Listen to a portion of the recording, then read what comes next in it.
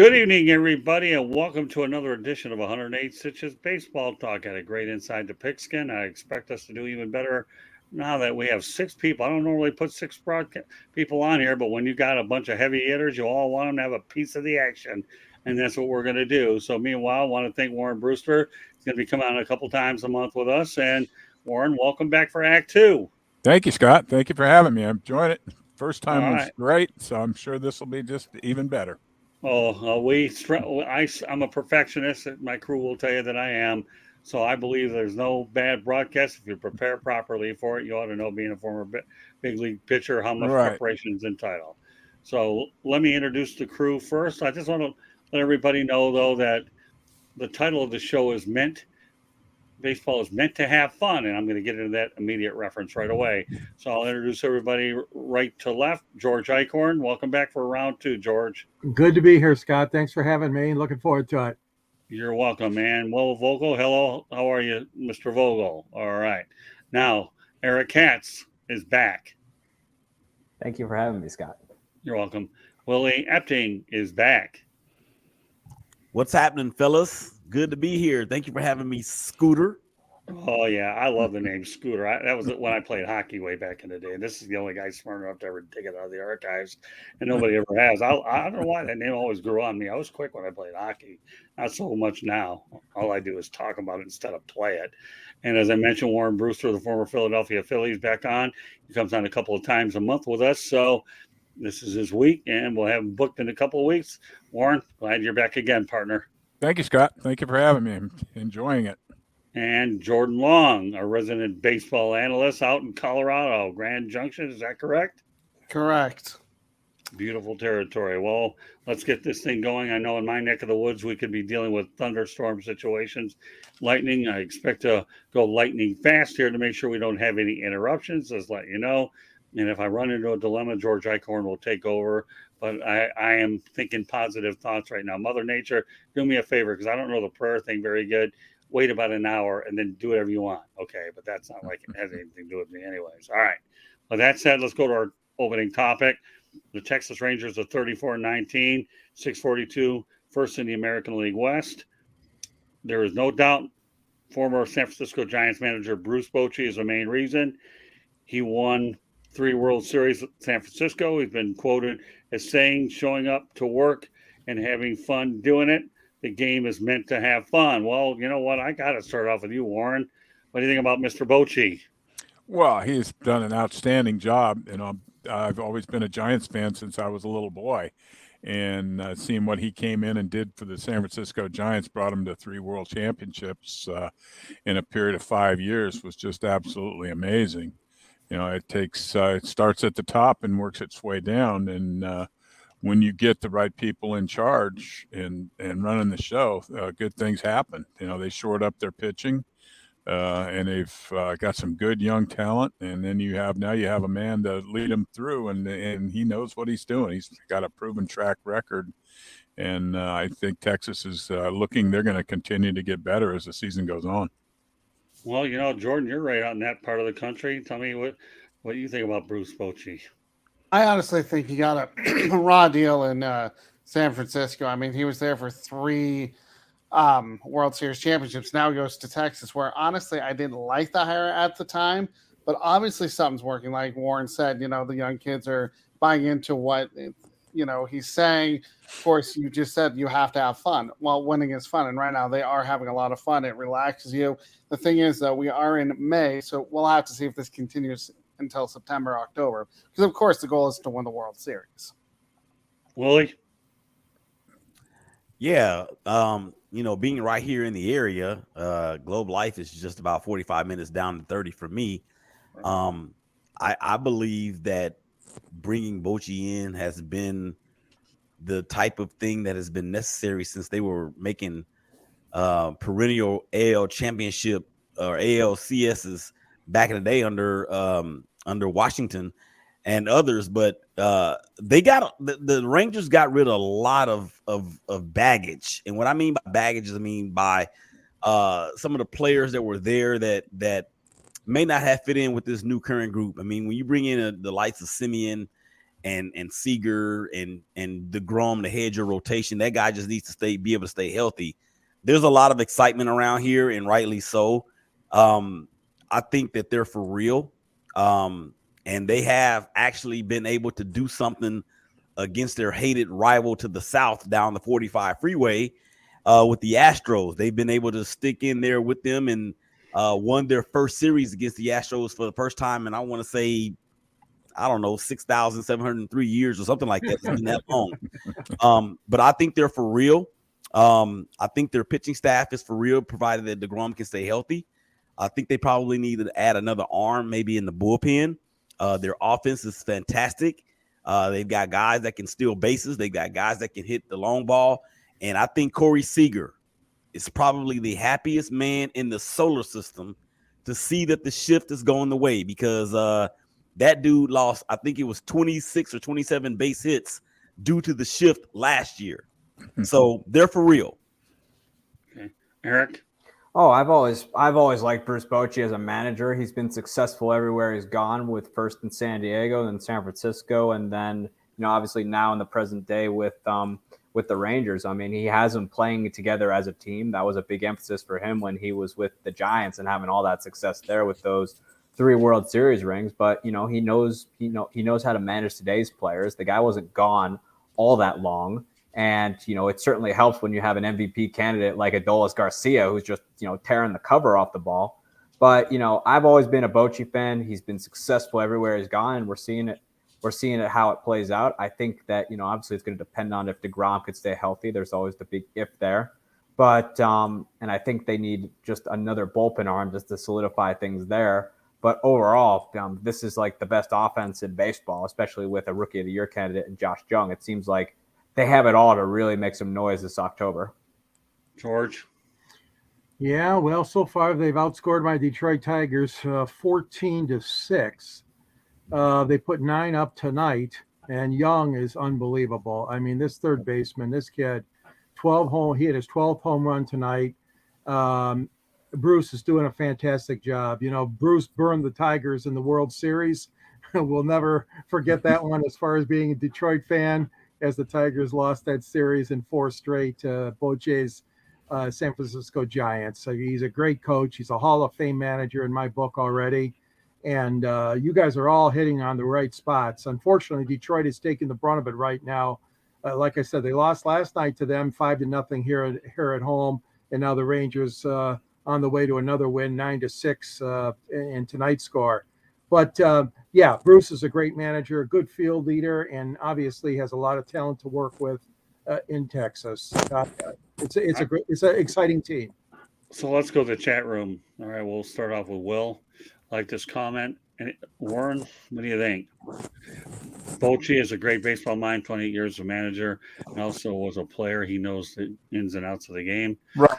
Well, managers generally, a lot of the major league managers are ex-catchers. They see the ball, they see the field from a different perspective than the other 8 players, and they know what's going on, and they run they're the quarterback of the baseball team. They run the defense and make sure everybody's in the right spot, and they call pitches, so they're very involved in the game. So they tend to make good managers. They look at the managers that are ex-catchers. I was fortunate enough, I coached in the Atlantic League 1 year with Doc Edwards, and he was I learned more from Doc in 3 or 4 months that we were together than I learned my entire baseball career. He was fun to be around and really knew the game. He knew the ins and outs, and we never made mistakes. We made very few mistakes on defense just because of his tutelage to explain to the guys, just keep it basic. Just do the simple things, make the simple plays, make the routine plays. You don't have to be spectacular. And we ended up winning a championship our first year there. Well, for those of you that are watching this for the first time, I was a catcher in Little League myself for about 4 years. And I'll tell you, I know the position well. And I enjoyed it. It was the only position I could play in because I couldn't play anything else well anyways. Stick me behind the plate and I looked good because I was out there talking a lot. Not that any of you guys would be surprised anyways, but back then when you're a little tight, you're talking a lot. working with, talking to the umpires, the hitter, my pitcher. I was doing everything that you can do. I was a rebel on the diamond at that time. So, and all right, another guy I want to make mention too, and you guys, a lot of you guys are going to get to know him. This kid's a rising star, Chase Blake. Had him on last week, did really well. Jordan, obviously, George, you had a chance to look at him. Chase, glad you're on. Get ready for next week, my friend, and I'll have plenty more airtime waiting around. But this will be your formal introduction. We're going to pair you up with Warren at some point or another. So, Chase, thanks for dropping in. All right, a few other topics I want to get to, and then we'll have a segment in the show where all of our participants can talk to Warren. Next thing we're going to talk about, well, I got to mention the New York Yankees because I have a Yankee guy on here. Okay, New York Yankees pitcher domingogerman said he'll use less rosin on his hands when he returns from a 10-game suspension for using a foreign substance on the mound. You know what? The whole show, I'm going to start off with Warren, then work my way around. So is less rosin the answer, Warren, for what yeah, it does. It can when it's hot and humid or wet, or you're perspiring and you go to the rosin bag a few times, it starts to get tacky. And if that's what he used, but he's got to be also truthful and say, that's what it was, and I don't think anybody's going to give up any of their secrets. Max Scherzer got suspended for 10 games for foreign substance, and he claimed he didn't have foreign substance. So, it can happen, but it's not too likely. They're getting it from another source, I would think, but to me, that's the problem with, if there is one problem, the umpires in baseball are not ex-players or haven't played the game a lot, and a lot of them don't understand how the game's played. When I played, we policed ourselves. The umpires they kind of stood back and let the players police themselves, and guys were cheating like Gaylord. You knew when Gaylord threw a spitball, the ball dropped 2 feet. You were, whoa, what was that? It was amazing. So, when people are, and that's an old adage, if you're not cheating, you're not trying. But the guys now with today's game, they're checked between innings, so you can't get away with it as much as they could back in the day. Yeah, Gaylordperry's in the Hall of Fame. Oh, well, that's okay. Yeah, I know. Yeah. Go figure. I'll leave that for another topic. Yeah. All right, well, you know what? I'm going to go to my left, Willie. Yeah, Gaylord Perry, that's a blast from the past for sure. And didn't he win over 300 games? Yeah, I believe he sure. did. Yeah, he did. Close to So. He did win. I think he did win over 300 games. Well, domingogerman probably needs all of the competitive advantage items that he can get. He has not been very good since he got injured a while back. And he was all right last year in the playoffs, I want to say. But this thing, I got a question, really. How much can a pitcher really get away with when you have all these cameras? You have, they're now they are mic'd up on the field. How much can we really think they can get? Or do we really think they can get away with? Good point. Yeah, that's a very good point. It's just there's cameras from every angle. Yeah, you're not going to get away with anything. That was how Gaylord hit it. He got checked all the time, and they never could find it on him. So he was good at hiding it, and the guys today just maybe aren't as smart as Gaylord was. That's funny. And by the way, I'm letting everybody know now I am wearing a Daytona Tortugas hat. That's where I spent my Memorial Day weekend. All right, we're going to turn it over to Jordan. What can I tell you about Domingo? There's got to be more than just rosin on his hand. Like we've been talking about, especially what Warren said, if you're not cheating, you're not trying. The thing is these pitchers are checked after every, whenever they need to, after every half inning, to make sure they don't have something on. If there was something more than rosin, I can understand. The fact is, I thought rosin was supposed to help you get a better grip, but he had to be using something else. So if he's going to say he's going to use less, I just wonder how that's going to affect his ability to grip the baseball. Okay, Eric, this is your team. Yes. Well, number one, with the whole sticky stuff situation, I mean, this is, well, to start, it's nothing new. Pitchers have been doctoring the baseball since probably baseball first became a sport. I know when Warren was playing, Mike Scott was a notable one who would put the sandpaper on there. Whether he admits it or not remains to be seen. But as far as that goes, it's very hard to get away with it now. Literally, there's camera phones everywhere. There's cameras all over the field. There's microphones. It's just it's basically like going into a middle of a field with no weapon and a bunch of guns are pointed at you. It's it can't be done. But really, with the whole German situation, I think it was a little bit more. But MLB doesn't really have a definition of what's too much. I mean, you gotta be a little specific there, because now the pitchers are confused, the managers are confused, and the umpires are just trying to enforce the rule. But are they doing it correctly? But I think MLB needs the MLB competition committee needs to sit down and figure out what exactly is sticky stuff, define it, and what exactly is too much. Because from that game, the spin wasn't affected very much, and I'm just like, well, if the spin's not affected very much, what are we discussing? I can understand if all of a sudden this thing is spinning around in a circle and nobody can hit it. Then I'm gonna be like, okay, we should probably take a look there. But if there's no spin affected, what's there to discuss? Because the ball is still, humming along nicely. I know, but in German's case, German should know that this happened to him against the Minnesota Twins, and like the IRS, once they have the book open on you, they're going to keep digging. That's funny. Quit while you're ahead, Eric. The IRS analogy is good. Quit while you're ahead. All right, George, that was good. I'm done. You know what? Maybe this is another reason why 10 veteran umpires turned in their resignations before the end of December.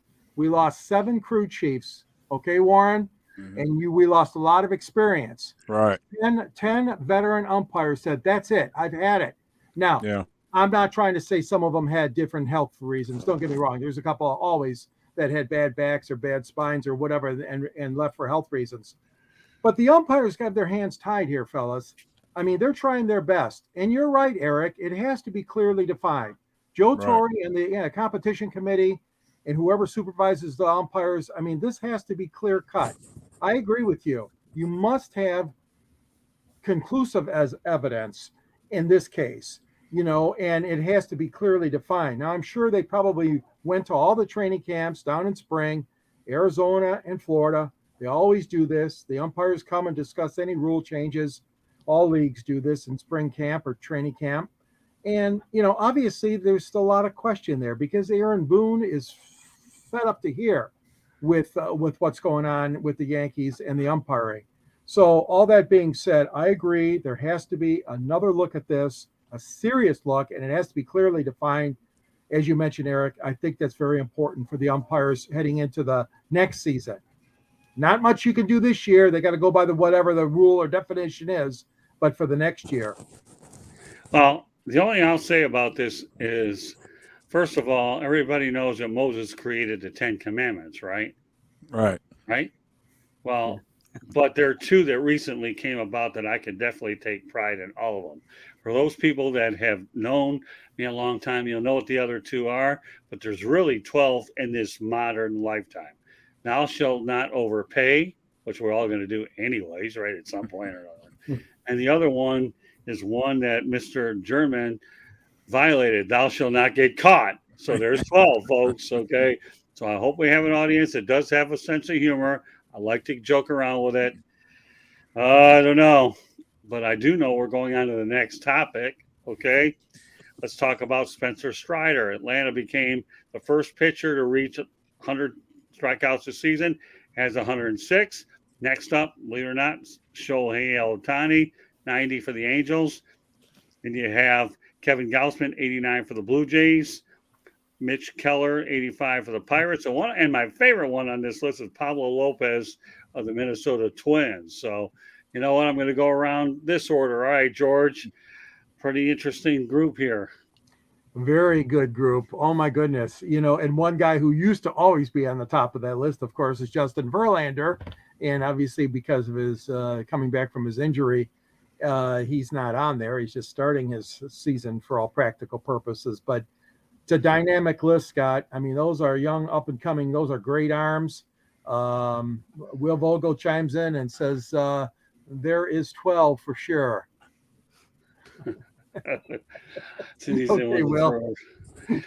All right, go ahead. Continue your thought. But I'm just agreeing with you. And the exciting thing is we're going to see a lot of those guys that you just mentioned, if not all of them, at the All-Star game in Seattle come July. And so that'll be really exciting. I always look forward to the All-Star game, but for me personally, it's a chance to see a lot of these pitchers, especially that we don't see here in Detroit.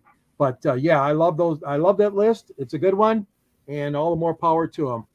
Yeah, Luis Arias was traded for Pablolopez straight up between the Marlins and the Twins, and on the surface, it looks like a win-win situation for me.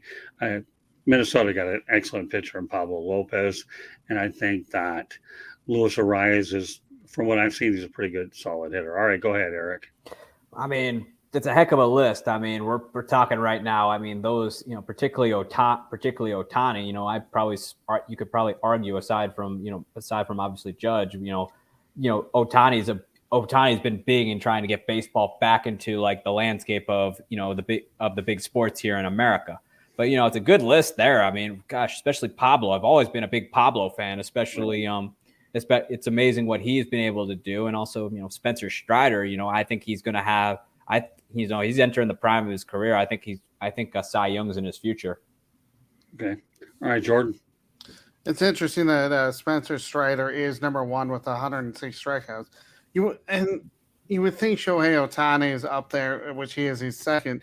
The one guy that I'm kind of surprised at is Garrett Cole, who has 79. I thought his strikeouts would be higher, but they're not. But it doesn't surprise me that Strider's doing what he's doing because he had 200 plus last year.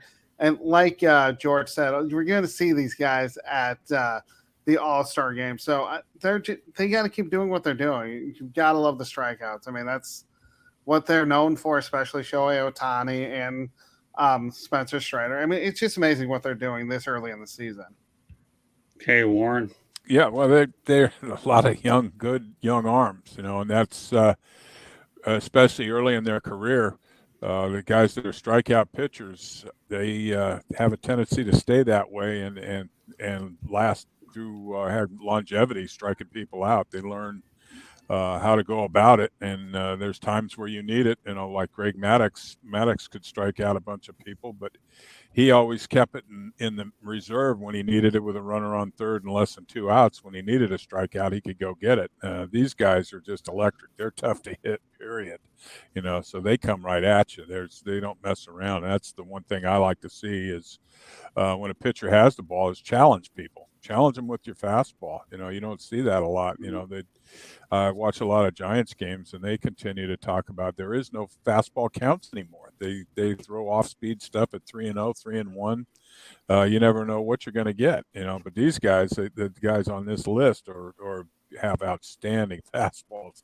They almost every one of them touch 100 miles an hour. And they're tough to hit, and they're going to continue to have a lot of strikeouts, and it just it makes the All-Star game that much more exciting. This is really something to look forward to, seeing all these young pitchers.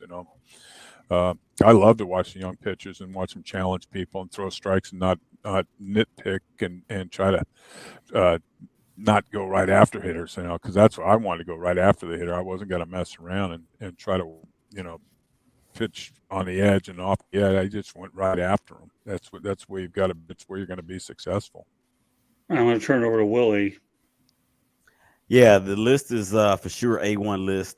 Spencer Strider, I don't think there's any surprise there. Shoheiohtani, of course, and the other guys that you guys mentioned. But let's think about the guys that are not on this list. I mean, think about the guys that are not on this list that we're so accustomed to seeing here. There's no Justin Verlander. There's no Max Scherzer. There's no Trevor Bauer because he's not even in the league anymore. There's no Clayton Kershaw. I mean, there's no Steven Strasburg. I mean, look how baseball has evolved to this younger crowd or this younger group of pitchers and have essentially taken over from what we've used to being seen. It's kind of like in football, you don't see. There was a time when you're not going to see Drew Brees as one of the all-time passers or one of the best passers during a season. I think we've reached that threshold in Major League Baseball to where it's like the kids now are saying we're here and we're not going anywhere. Okay. I want to get this in again while we have the opportunity. I want to point out that the audio version of 108 Stitches Baseball Talk can be heard on iHeartRadio, Apple, Spotify, Google, wherever you get your podcasts. Please hit the red subscribe button on YouTube South Florida Tribune. We're striving for 1,000 subscribers.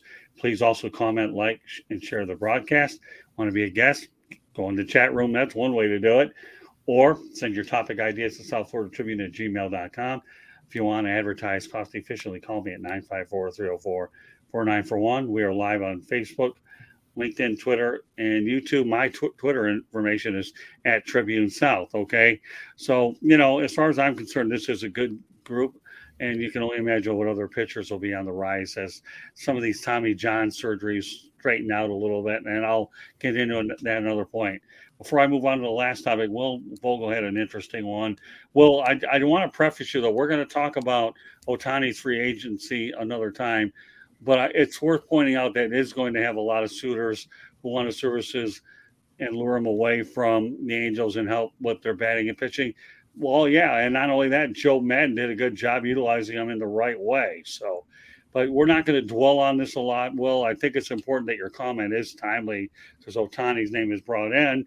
That's why I put it up on the screen in the first place. All right, one interesting one here that I'm going to go to the NCAA baseball a little bit because this one really struck me very interesting. Tulane makes the NCAA tournament with a 19-40 record. I know we have a lot of response to this, so you know what? I don't know where to start, so I'm going to go below me. And Willie Epting, body language tells it all. All right, Willie, let's talk about Tulane baseball. Man, me and my brother were talking about this yesterday, and he said the Tulane Green Wave have just gotten into the baseball tournament with 19 wins. I said they won the tournament, their conference tournament. He said, yeah, they won the American whatever it is conference. And I said, was it just one game against another one team? And he said, no, it was double elimination like always. So look, what can you say about a team that gets in at 19-40 other than they peaked at the right time? Yeah. That's the best. I mean, unless they were point shaving all those other games.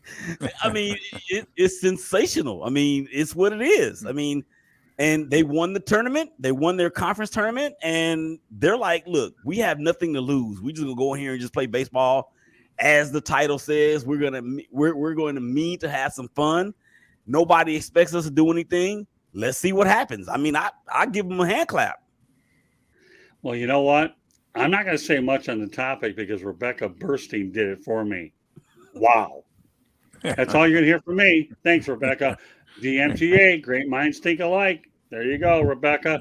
I'm always welcome to bring you on anytime Joshua doesn't want to come on. So there you go. Wow, that's my answer. With that said, okay, Mr. Brewster, what do you think of this one? You could see things like that happen. And I was fortunate enough to play college baseball for 2 seasons at Fresno State. And teams get hot at the end of the season. We did just the opposite. We started off hot and we took a nosedive about midway through the season and struggled and finished the season struggling.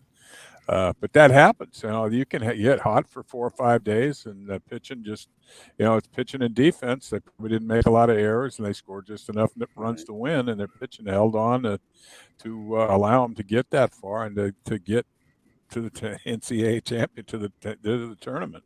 And that's all you want's a chance, and now they're going to take the best advantage of it. Okay, Jordan. I mean, 19-40, you're usually not playing baseball in the NCAA tournament, but all you need to do is win your conference tournament. That's all you need to do, and that's what Tulane did. They were playing with a chip on their shoulder. Now they're in the tournament, and even if they don't go that far, at least they got in. That's all you want is a chance to win a national title. Yeah, I got that. All right, Eric. Well, to Willie's point, unless Tulane pulled an ASU basketball point shaving thing, my hat's off to them. I mean, baseball. I mean, Warren probably can attest to this. Baseball is a weird game. It's in the tournament, it becomes a massive game of roulette. So, I mean, hats off to them. I mean, good for them for only having 19 wins and making the tournament. I mean, that's impressive. Okay, George. Yeah, and locally we see that too.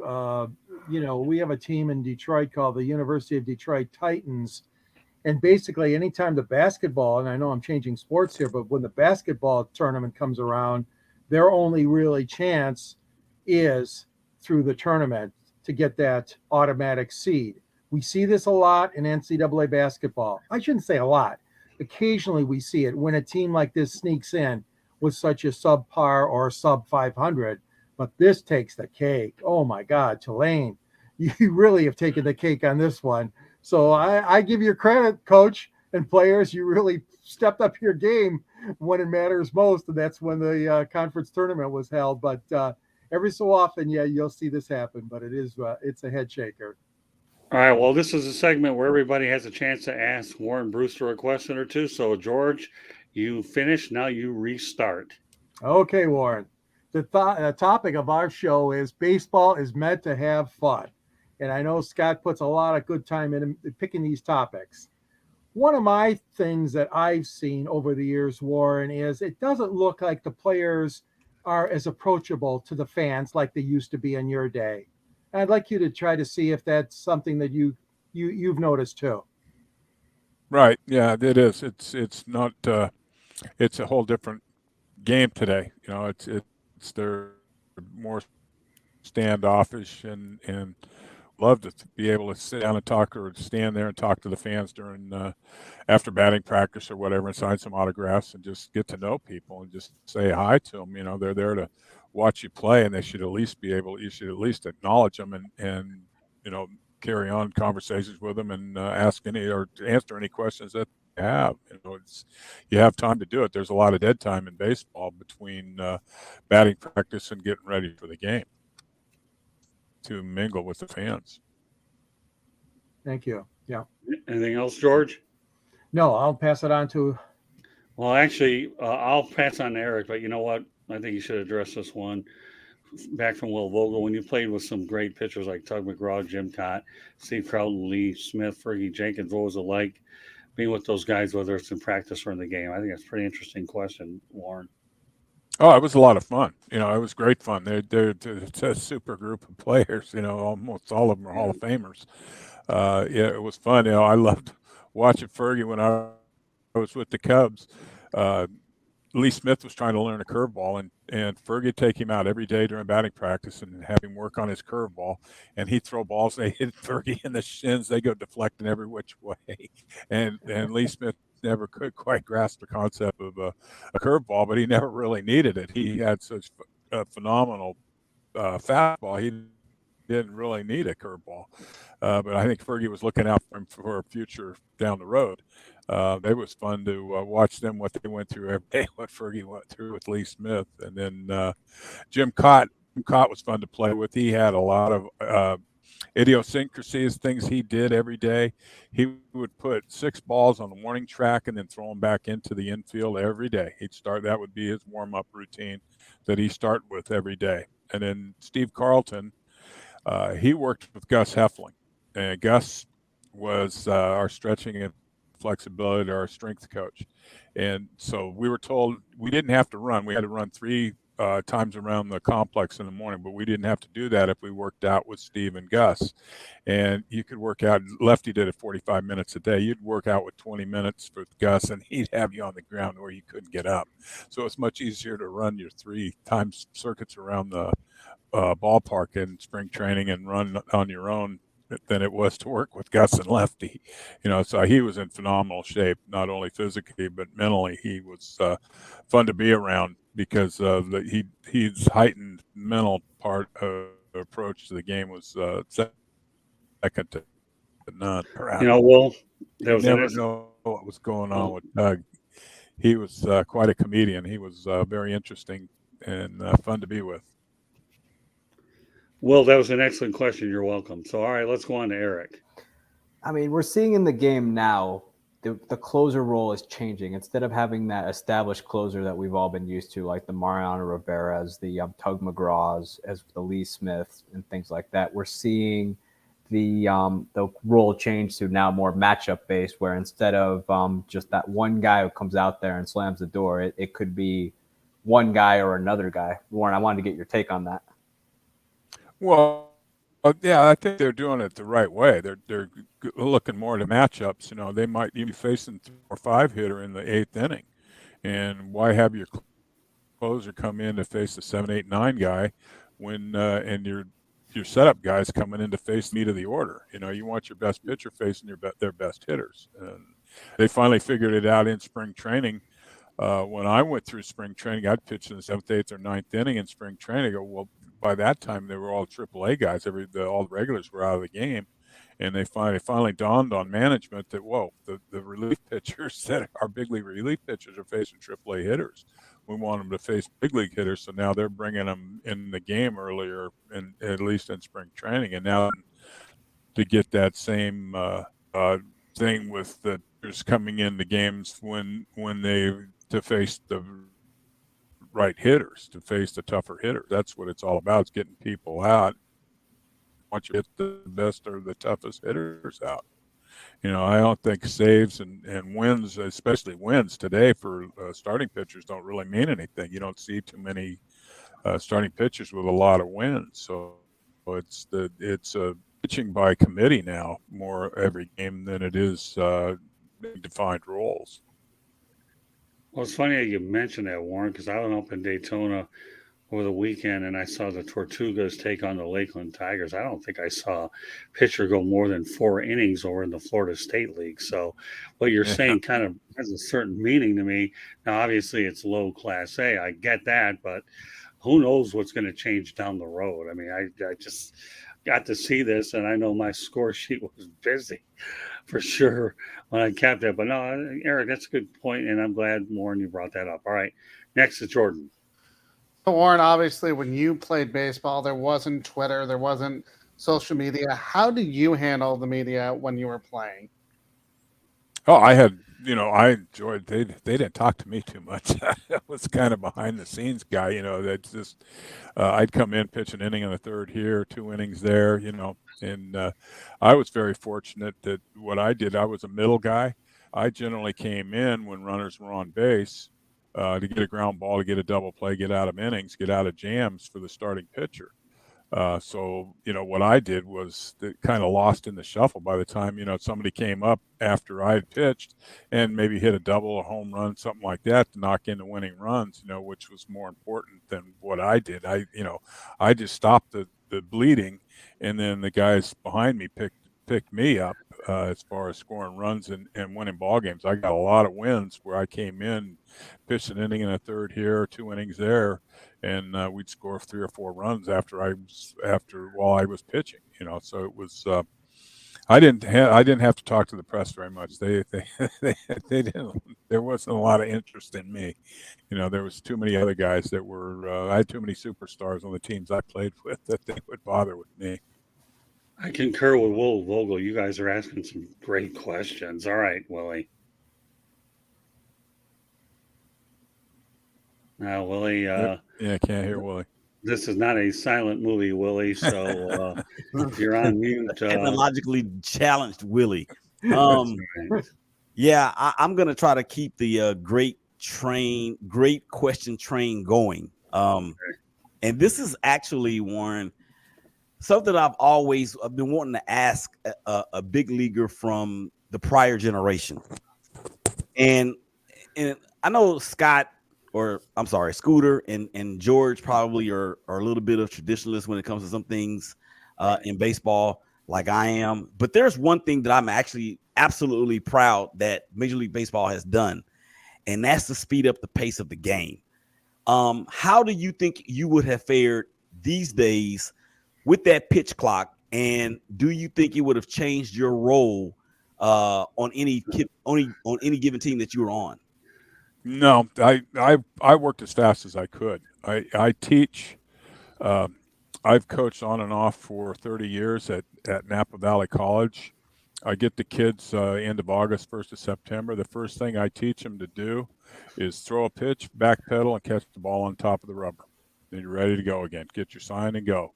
So it's a little thing that it makes speeds the game up. You've got your defense, and you explain to the kids the defense is going to make plays behind you. If they're not back on their heels and you get the ball down at the base of the mound and you turn around and you walk back up on the mound, that takes 10, 12 seconds. These guys are out there standing, with nothing to do. They fall asleep. You want them to make plays for you, and the game should go along quickly. And I always said we don't get paid by the hour.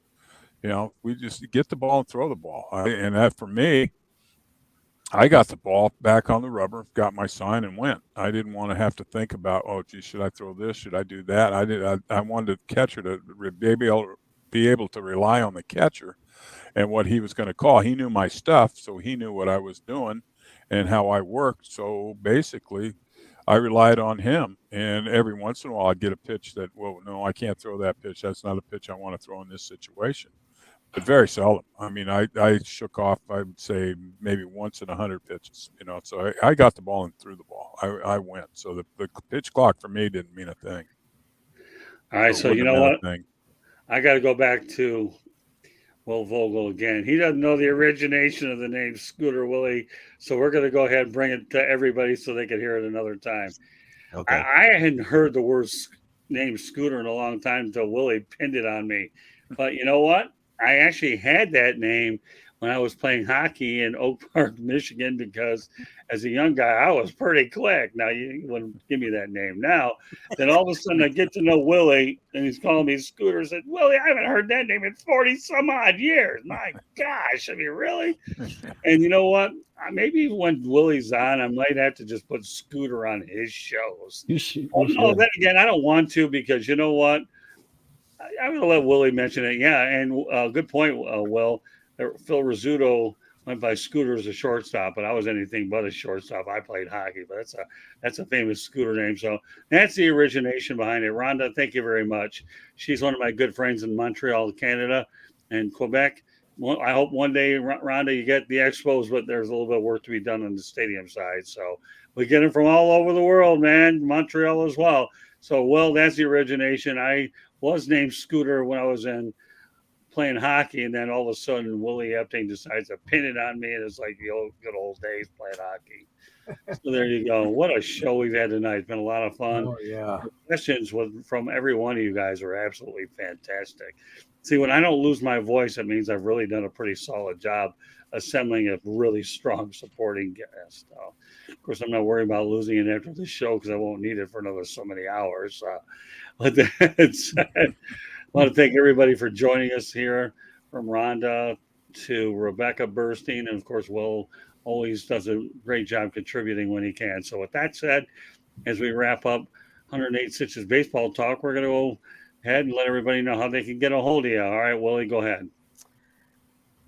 Yes, Scooter and Warren, thank you once again. I look forward to talking to you so much more down the road. Jordan, you were fantastic. Eric, good to see you again. And George, man, I know you have some stories from the media side of it, so I would love to hear some of those as well.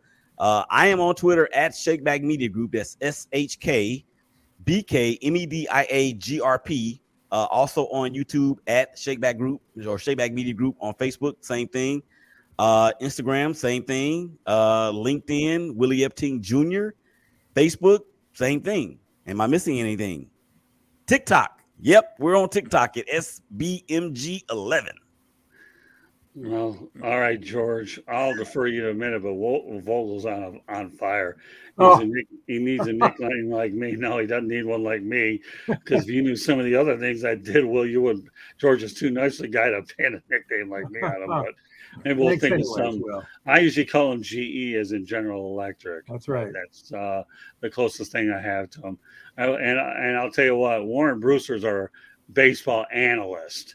Okay, so you want to let everybody know how they can go get a hold of you, Warren, even though you are our baseball analyst. Go ahead. Thank Continue you. on. Well, thank you for having me again. It's a great time. It's a wonderful show, and I have a great time. I really enjoy it. Well, we And I love can be having you on, reached. and we're thankful that all the times you can come on. You're welcome. More than Thank two you. times a month if you feel like it. All 'Cause I right. got more Yeah, people I'd love than to. you. Okay. I can be reached at Brewster, BRUSSTAR 40 @gmail.com. All right. That leaves Mr. Long up next. You can find me here on 108 Stitches, as well as any of the Sideline Sports Network shows. I am also on Twitter at SportsScoop1, and I have a blog that I write Mondays through Thursdays with podcasts on Fridays at sports-scoop.com. All right, Eric. You can find me here. Also, you can find me on my Twitter at Sports Team News, and you can find me on my blog at bellyupsports.com, where I'm writing all things baseball. And on to the author. Yes, I wrote the book. Not on you, Warren. Detroit Sports Broadcasters on the Air. Warren, you would love it. Okay, Yeah. Ernie Harwell's in there. George Cal, Al Oh, wow. Kaline, Harry Heilman. The Tigers had some great announcers over the Yes, years. they did. And the book's available. There's a link after my column. I write All for right. I write for a South Florida Tribune in the sports column called Motor City Tribune, and there's a link to purchase the book. Also, Okay. you can reach me at gicorn@yahoo.com, or else on Twitter, I'm SandGSports99, or on LinkedIn as well under my name, George Icorn. So I enjoy being on this show, and anytime Scott needs me, I know the Sports Exchange and once in a while Inside the Pigskin, but I love 108 Stitches, man. You guys are great. What a great show. Well, throughout the broadcast, I want to thank Will Vogel for all his kind words. We can just call him the unofficial part of the crew tonight because he's been very official and efficient in the chat room. So, with that said, we'll go over our information again. The audio version of 108 Stitches Baseball Talk can be heard on iHeartRadio, Apple, Spotify, Google, wherever you get your podcasts. Please hit the red subscribe button on YouTube, South Florida Tribune. We're striving for 1,000 subscribers. Please also comment, like, and share the broadcast. Want to be a guest? No problem. Go in the chat room. I have no problem inviting people in the chat room, give you an opportunity or two to come on. If you're that great, then I want you. And so does everybody else on these crews. Mm-hmm. Or also send topic ideas to South Florida Tribune at gmail.com. If you want to advertise cost efficiently, call me at 954-304-4941. We are live on Facebook, LinkedIn, Twitter, and YouTube. You can follow me on Twitter at Tribune South. Go to our website, www.southfloridatribune.com. And a special shout out to Candy Ebling. I'll tell you, you talk about an MVP. She is definitely an MVP. She does a marvelous job making sure all the content is put up efficiently in the South Florida Tribune. She fills in as a guest when we need her. And more importantly, she gets all these broadcasts up as well. So you talk about an MVP, Candy Ebling is definitely it without a doubt. So I want to thank our great crew tonight for being on tonight. And we hope everybody has an opportunity to enjoy the show and share it, because we do everything in our power to try to give you different types of facts and stats. And that's what it's all about. Educate and inform and entertain is really what I've always thought makes the main components of a good, strong broadcast, as well as a supporting cast. So anybody with any final words before we call it a night? Nope. No? Well, I think that'll well, that's all right. Well, that'll do it for this edition of 108 Stitches Baseball Talk. So on behalf of George Icorn, Eric Katz, Willie Epting, Warren Brewster, Jordan Long, and yes, I'll say Will Vogel, this completes this edition of this 108 Stitches Baseball Talk, and we will catch you next week. Good night, everybody.